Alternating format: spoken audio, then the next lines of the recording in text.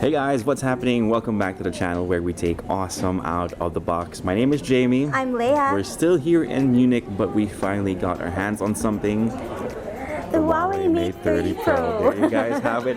I know you guys have been waiting for this video. We teased it a little bit yesterday, but we finally got to spend some time with the phone. We're finally here to give our initial thoughts on the device. Let's start with the design. I guess, yeah, the design. Yeah, so this is it. As you can see, you have, well, the camera is now circular. I believe they call it the halo ring, and it's supposed to mimic an actual camera. Yeah. But yeah, we've been reading your comments on the Facebook page, on our community page on YouTube. We can understand it's a little bit polarizing, and some of you have likened it to a washing machine, which we definitely see, but it's supposed to mimic a camera once you turn it to the side. Personally, like the design. I like that it's different. It's not your usual, lined up. And so I guess it just makes it a bit different, although we can see other phones having similar design, so I'm starting to wonder if this is a trend for 2020. Yeah. And we got the silver color variant, although it looks kind of, it's like a pastel purple, depending on how light hits it, so I like how it's not completely silver. Yeah. So aside from that, the ergonomics are really good. You kind of have to use two hands with it. It is a little bit bigger than your usual, but again, not most phones these days. Yeah. Nothing too bad though. But even for me, I have really small hands. It's pretty easy to hold because of the curves. So not bad. Still two-handed. Yeah. Speaking of curves, one of the reasons why there are nice curves to it is because you have a horizon display. They call it a horizon display. Some people call it a waterfall display.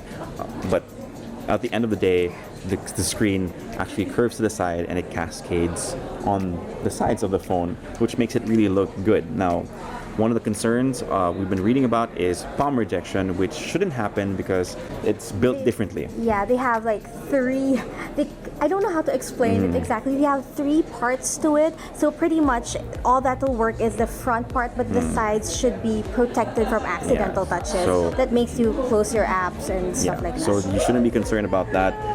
We've been testing it for a while. It hasn't happened. It works. One of the things though, because of that cascading display, that horizon display, is they had to remove the volume rocker, and to actually change the volume on your display on your phone, you have to tap twice near the top of it, and you just slide it up and down.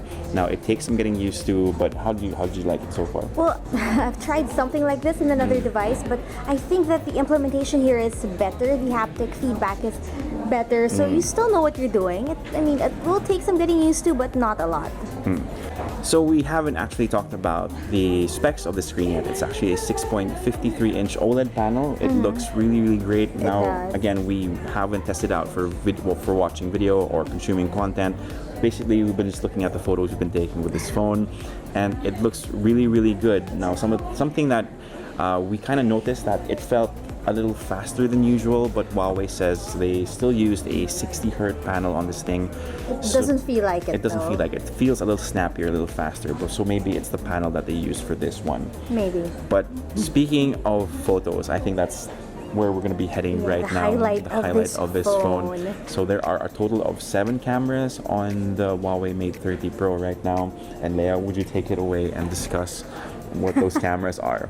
So you have 4 cameras at the back, a 40 megapixel ultra wide cine camera, a 40 megapixel super sensing camera with OIS, an 8 megapixel telephoto camera, and the 3D depth sensor. Right. So on the front you have a 32 megapixel front camera, but there are 2 depth sensors on this thing. That makes a total of 7 cameras. Guys, the photos on these cameras look amazing. We'll throw up a couple of our sample images right now. But we'll have a dedicated video just for the cameras because it is freaking awesome. Yeah, we have to kind of go a little in depth on how the camera actually is. But from what we can tell you is that the dynamic range has definitely been expanded.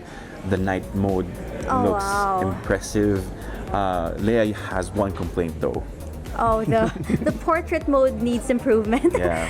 The feathering on the sides is a bit too harsh, or it smoothens you out too much. It cuts you out too much from the background. Yeah, the transition between you and the background is just too fake. Fake.